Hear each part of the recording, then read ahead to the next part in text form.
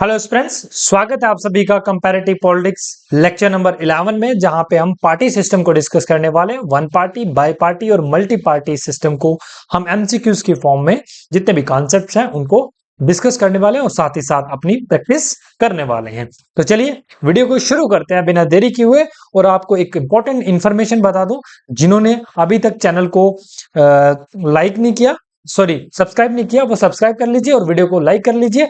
और मैं आपको बता दूं कि फॉरेन पॉलिसी को लेकर हमारी जो है एक मैराथन सेशन आने वाला है, जो जल्द ही अपलोड कर दिया जाएगा, जहां पे हमने कंप्लीट जेकेपीएससी सिलेबस में जितने भी टॉपिक्स हैं उनको एक ही वीडियो में कवर करने का प्रयास किया है, क्योंकि हमारे पास टाइम अब बहुत कम है। ताकि हम कोशिश करें कि हम 2 या ढाई 3 घंटे में जो है पूरी वीडियो जो है वो उसमें जितने भी इंपॉर्टेंट एमसीक्यूज हैं टॉपिक वाइज।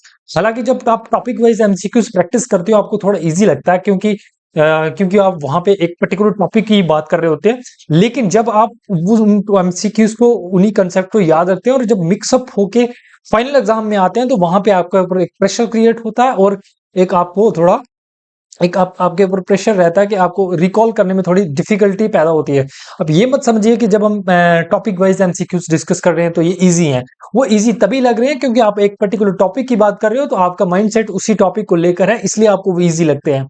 हालांकि जब आप उनको मिक्सअप फॉर्म में डिस्कस करोगे तो वहां पे आपके लिए एक डिफिकल्टी क्रिएट होगी। तो इसलिए जो है हम बाद में जो है एक मिक्सअप जो है मॉक टेस्ट भी करने वाले हैं, जब हमारा सिलेबस टॉपिक वाइज हो जाएगा। तो वहां पे मैं आपको ये इस तरीके से जो है यहाँ पे हमारा मोटिव होता है कि हम कंसेप्ट को क्लियर करें, जो जितने भी रेलिवेंट कंसेप्ट है ना एक टॉपिक को लेकर, वो क्योंकि स्टूडेंट्स ने पढ़ा नहीं होता है, तो हम यहाँ पे प्रैक्टिस के माध्यम से उनके कॉन्सेप्ट भी क्लियर करवा पाए।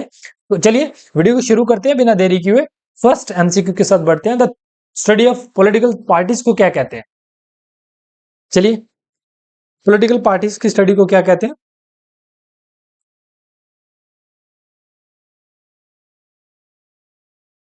बताइए, राइट आंसर क्या होगा?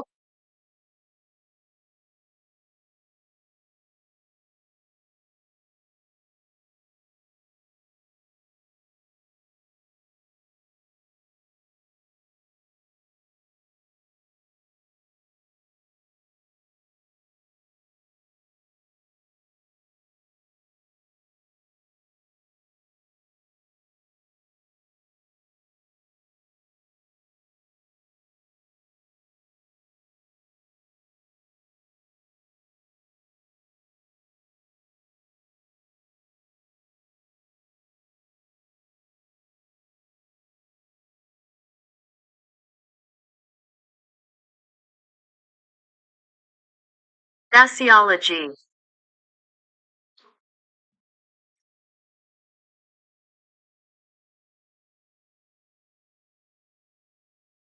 राइट आंसर होने वाला ऑप्शन नंबर बी जो है वो सही रहने वाला है। सोशियोलॉजी जो है वो पॉलिटिकल पार्टीज की स्टडी को, राजनीतिक दलों के अध्ययन को जो है स्टेटोलॉजी कहते हैं। The notes state that the study of political parties का strategy are term used to highlight study of party system and organisations. मतलब पॉलिटिकल पार्टीज की जो स्टडी है उसको स्टेटोलॉजी कहा जाता है। Who describe political party as the life line of modern politics? Life line of modern politics जो है पॉलिटिकल पार्टी को इनमें से कौन से थिंकर कहते हैं? ये उनका डेफिनेशन है पॉलिटिकल पार्टी को लेकर। तो चलिए राइट आंसर बताइए। Factual question. Life line of modern politics is called by Sigmund Neumann. Neumann के द्वारा जो है वो कहा जाता है पॉलिटिकल पार्टीज को life line of modern politics. Political party is a body of man united for promoting of their joint endeavor in the national interest upon some particular principle in which they all agree. Edmund Burke. Edmund Burke क्या कहते हैं? वो देखिए, ये definitions भी आपको match the following में पूछी जा सकती हैं। तो आप यहाँ पे देखिए, जब लाइफ लाइन की बात आएगी, life line of modern politics, तो आप याद रखिए सिगमंड न्यूमैन कहते हैं पॉलिटिकल पार्टीज को। और जब एक कहा जाता है कि body of a man united for promoting their endeavour, joint endeavour, अपने जो कोलैबोरेटिव जो इंटरेस्ट है उनको पूरा करने के लिए जब मैन एक दूसरे के साथ आते हैं, उसको हम जो है ये किसके द्वारा डेफिनेशन दी जाती है? एडमंड बुर्के द्वारा ये पॉलिटिकल पार्टीज को डिफाइन करते हैं यहाँ पे थिंकर्स।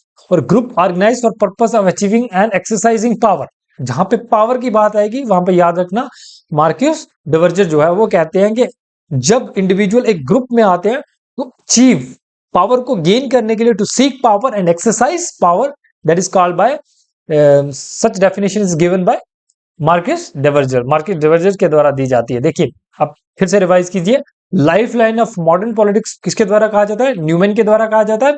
और body of united man for promoting up their joint endeavours, ये एडमंड बुर्के के द्वारा कहा जाता है। और मार्क्यूस डिवर्जर जो है वो पावर की बात करते हैं और कहते हैं कि group organised for purpose of achieving and exercising power is called within a party system, उसको पॉलिटिकल पार्टी कहा जाता है। ये कुछ इंपॉर्टेंट डेफिनेशन थी जो हमने यहाँ पे डिस्कस कर लिए। देखिए हमारा क्वेश्चन एमसीक्यूज भी हो गया और उसके साथ साथ जो भी रिलेटेड डेफिनेशन थी वो हमने यहाँ पे डिस्कस कर लिया। आपको इसके बारे में और ज्यादा डिटेल में जाने की जरूरत नहीं है। Which scholar define party as a group whose member purpose to act in a concrete in the competitive struggle for power। देखिए मोस्टली 4 या 5 डेफिनेशन जो इंपॉर्टेंट है वो हम यहाँ पे डिस्कस करने वाले, 3 तो हमने कर लिए, अब चौथी जो है ये हम यहाँ पे डिस्कस करने वाले हैं। तो ऐसा किसने कहा पॉलिटिकल पार्टी को? A group whose member purpose to act in a concert in the competitive struggle for power. यहाँ पे एक स्ट्रगल होती है फॉर पावर, पावर को सीक करना, पावर को एक्वायर करने के लिए कंपटीशन होता है। तो ऐसा पार्टी सिस्टम को कौन डिफाइन करते हैं? चलिए right answer option number B जो है सही है। जोसेफ स्कम्पेटर जो है वो इसको डिफाइन करते हैं इन्हें अपनी किताब कैपिटलिज्म, सोशलिज्म और डेमोक्रेसी में, जहां पे वो एम्फेसाइज करते हैं parties as organised competitor for political power. एक ऑर्गेनाइज्ड, एक संगठित रूप में एक पावर को अचीव करने के लिए ये कंपटीटर होते हैं, मतलब दूसरों के साथ कंपटीशन करते हैं और पावर को सीक करते हैं, एक्वायर। चलिए क्वेश्चन नंबर 4 को देखिए। अकॉर्डिंग टू गोविंद Sartori, a political party is best identified for।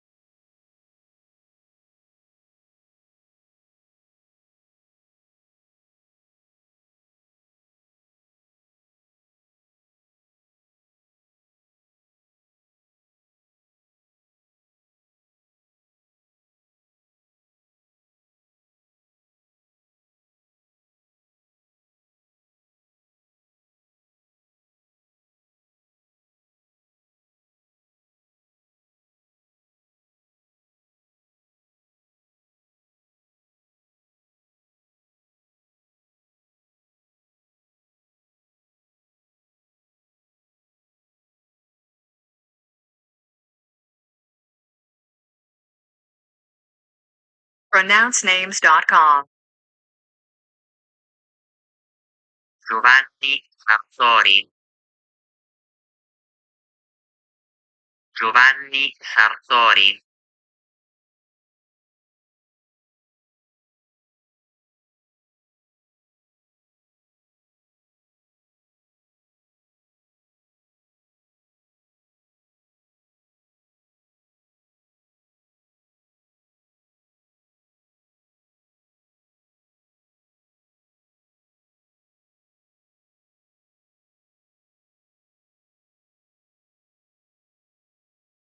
Giovanni Sartori is pronounced Giovanni Sartori in Italian, which sounds like Jovi.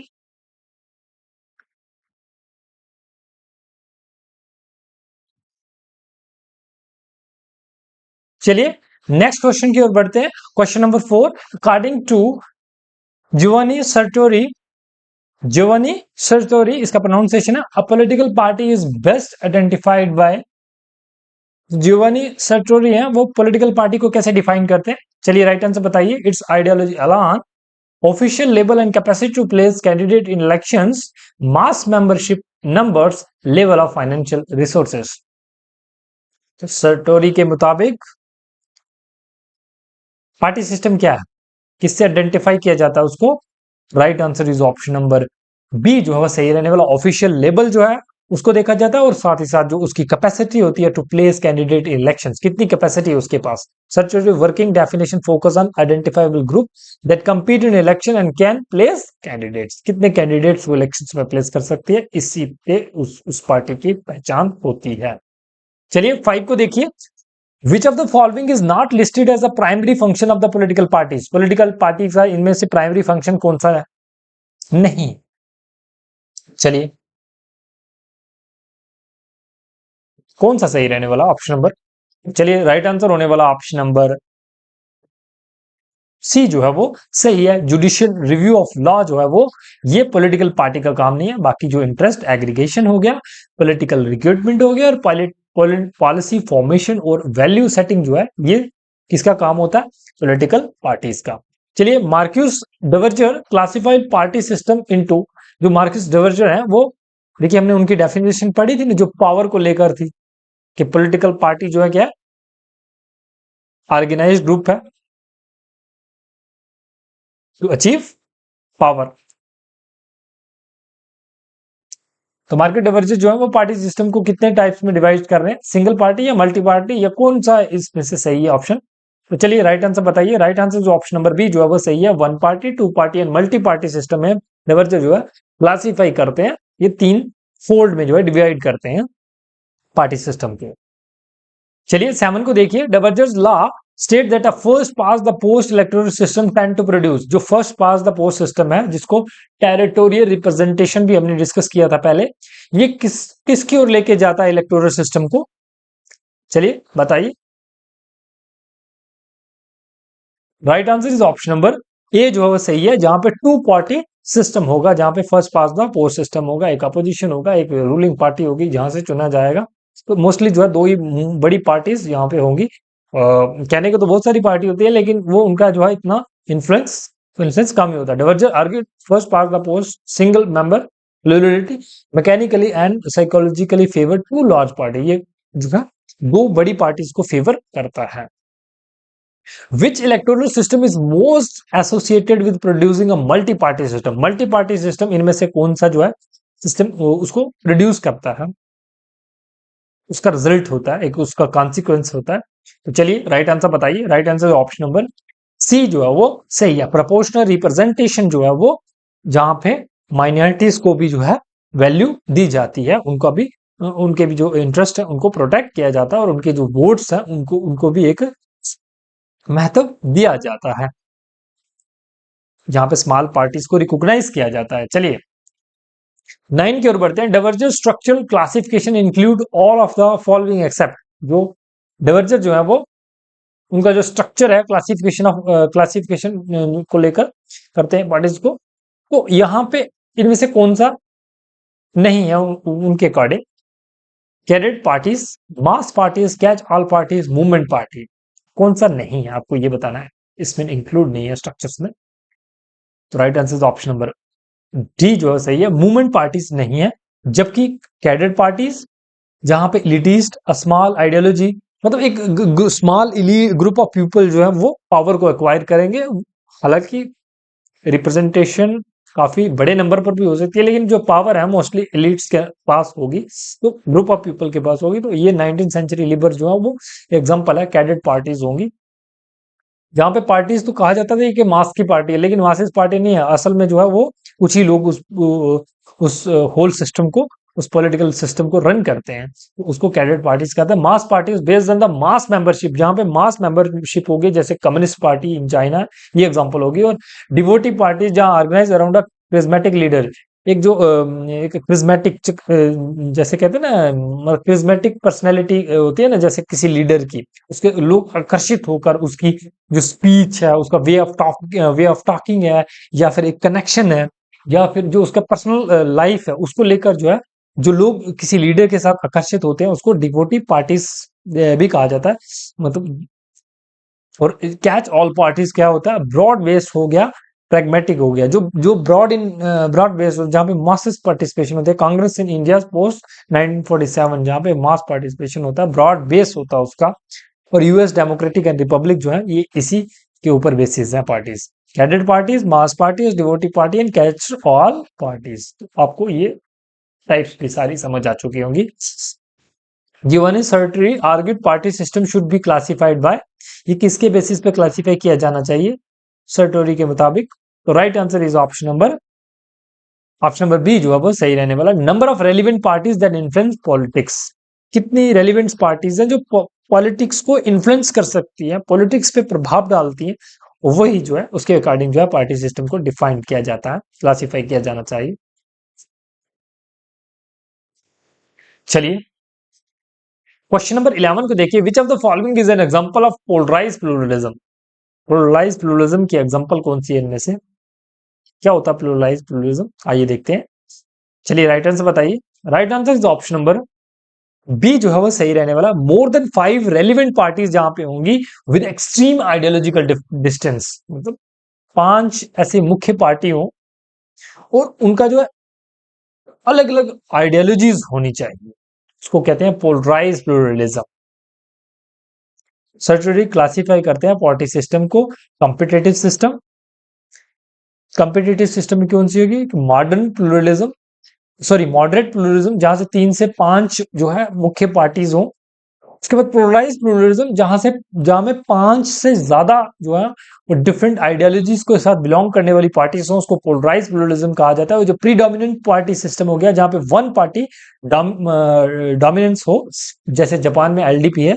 एटॉमाइज्ड system जहां पे फ्रेगमेंटेड हो, वीक पार्टीज हो, मतलब कोई एक स्ट्रांग पार्टी ना हो, ओके, जो डिफरेंट डिफरेंट पार्टीज हो लेकिन वो वीक इन नेचर हो। सम अमेरिकन स्टेट्स की एग्जांपल आप देख सकते हैं। जैसे नॉन कम्पिटेटिव सिस्टम में अगर आप देखोगे वन पार्टी टोटलिटेरियन, जैसे एग्जांपल के तौर पर नाजी जर्मनी है। वन पार्टी अथॉरिटेरियन को देखना चाहते हो तो वो एग्जांपल के तौर पर चाइना में है, कम्युनिस्ट पार्टी।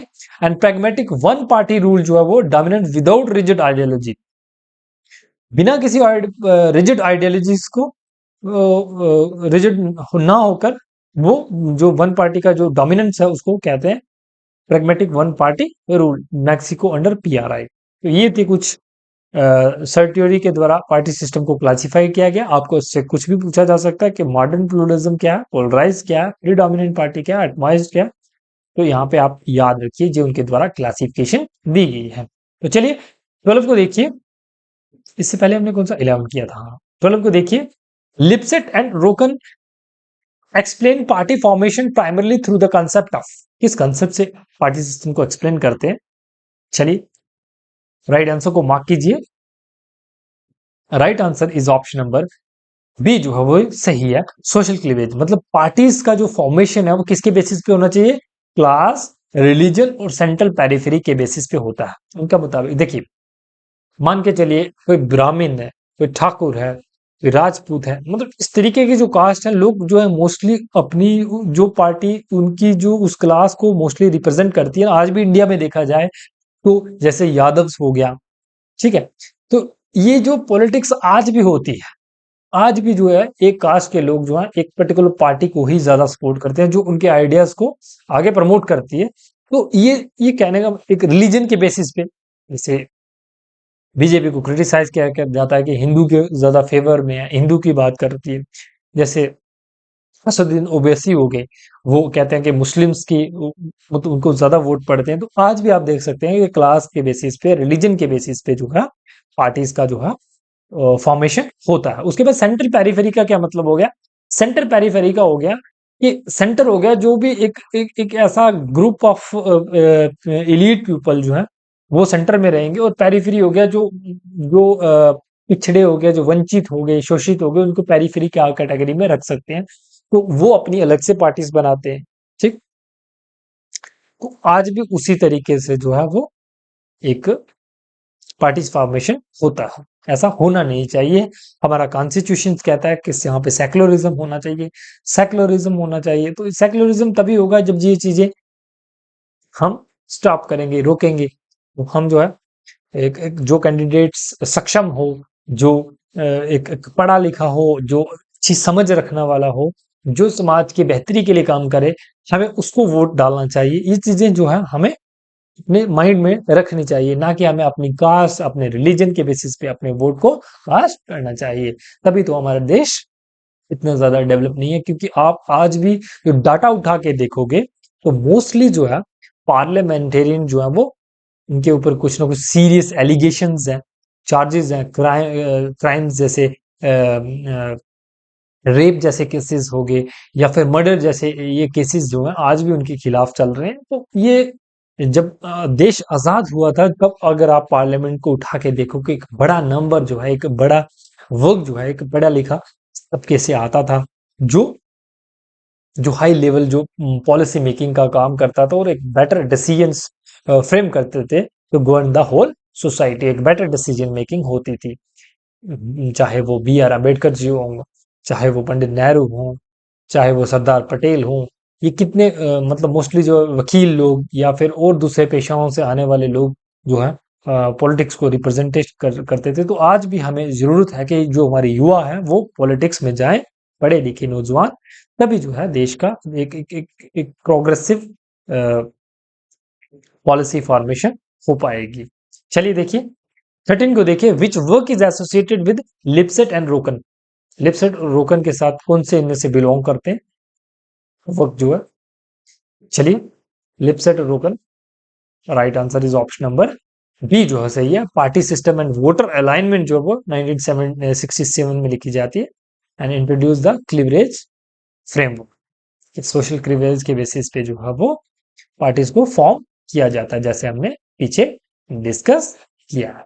ये सोशल क्लीवेजेस के बेसिस पे जैसे क्लास, रिलीजन, सेंटर, पेरिफेरी के अकॉर्डिंग जो है वो पार्टीज को फ्रेम किया जाता है। वो अपनी किताब party system and voter alignment में ये डिस्कस करते हैं।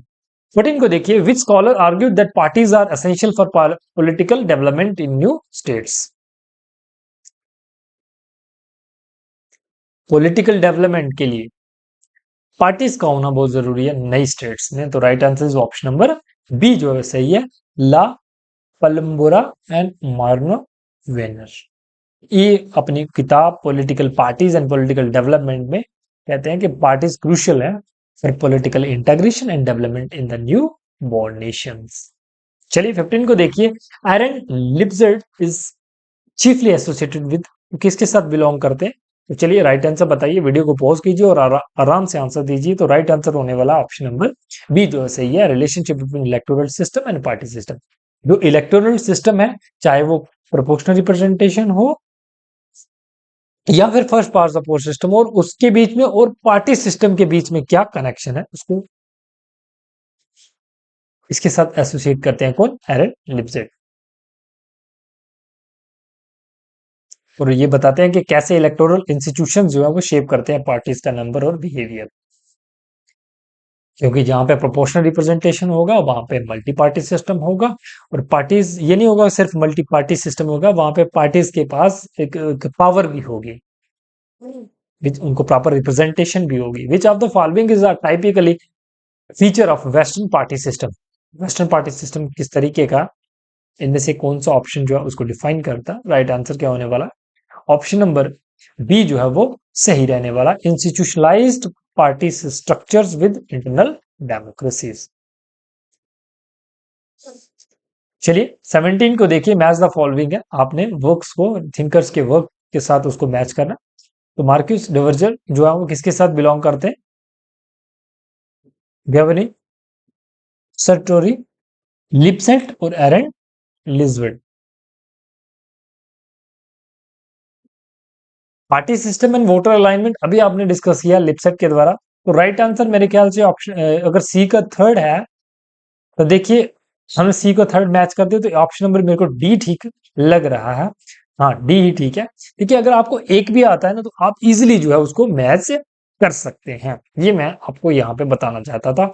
और जो हमारे मार्क्यूस डिवर्जर है वो किसके साथ उनकी किताब कौन सी है, पॉलिटिकल पार्टीज, और सर्टियोरी की जो किताब है वहां पे पॉलिटिकल पार्टीज है, यहाँ पे पार्टीज एंड पार्टी सिस्टम, ये 1976 में लिखी जाती है। और लिपसेट और रोकन के द्वारा party system and vote alignment और वोटर की अलाइनमेंट कैसे होती है सोशल क्लीवेजेस के बेसिस पे यहाँ पे डिस्कस करते हैं। और लिपसेट जो है वो electoral system and party system को डिस्क्राइब करते हैं और कहते हैं कि जो पॉलिटिकल सिस्टम किस टाइप का, सॉरी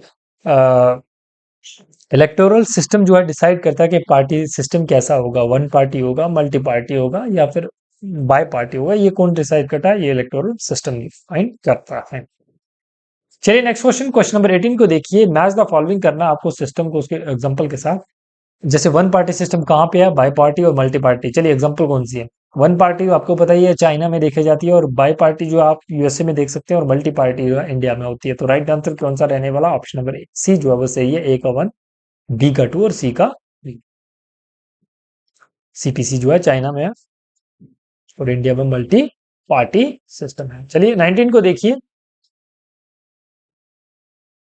ये आज का लास्ट क्वेश्चन है। Match Duverger's party types to their typical characters. आपने जो है पार्टीज को उनके जो करेक्टर सीखे उसके साथ मैच करना। तो चलिए राइट आंसर बताइए, या सभी सही है या फिर मैच करिए। हाँ, कैडर पार्टी का किसको कहते हैं, हमने ये पढ़ा भी है। कैडर पार्टी जो इलीट स्मॉल ऑर्गेनाइजली लाइट, मतलब जहां पे इलीट टाइप हो। इलीट टाइप क्या हो गया, कि power is concentrated in the hands of the few. कुछ लोगों के पास पावर होना उसको इलीट कहते हैं, इलीट इन नेचर कहते हैं। और स्मॉल जो हो, टॉप लीडरशिप है जो है स्मॉल इन नेचर हो। मास पार्टी जो है जहां पे लार्ज मेंबरशिप हो और आइडियोलॉजिकल डिसिप्लिन हो। उसके बाद जो डिवोटी पार्टी है वहां पे जो लीडर की जो क्रिस्मेटिक पर्सनालिटी है उसके ऊपर फोकस होती है पार्टी। तो ये राइट आंसर कौन सा रहने वाला, ये तो 1 2 3, ये ऑप्शन नंबर ए जो है वो सही रहने वाला। तो ये थे आज के 19 क्वेश्चन जहां पे हमने पार्टी सिस्टम को डिस्कस किया। जहां पे one party system, bi party system, multi party system, और उसमें कौन कौन से सिस्टम जो है, कौन कौन सा इलेक्टोरल सिस्टम जो है वो किस पार्टी सिस्टम को फेवर करता है, और उसका एक रिजल्ट जो है उसके नेचर सामने आता है। तो ये हमने क्लियरली यहाँ पे हर एक टॉपिक जो है, हर एक थिंकर को उनकी जो इंपॉर्टेंट डेफिनेशन है उसको कवर किया। तो बने रहिए वीडियो को चैनल के साथ, और जिन्होंने अभी तक चैनल को सब्सक्राइब नहीं किया वो सब्सक्राइब कर लीजिए। इसी तरीके का कंटेंट आपको यहाँ पे डिलीवर किया जाता है। तो हम नेक्स्ट जल्द ही जो है एक मैराथन सेशन के साथ आपके साथ आने वाले हैं। तो वहां पे हम जो है डिस्कस करेंगे पूरे एक ही गो में फॉरेन पॉलिसीज के जो मैराथन है, उसमें जितने भी इंपॉर्टेंट एमसीक्यूज टॉपिक वाइज रहने वाले हैं उनको डिस्कस किया जाएगा। चलिए वीडियो को यहीं तक रोकते हैं। Thanks for watching, stay tune with the channel till next video.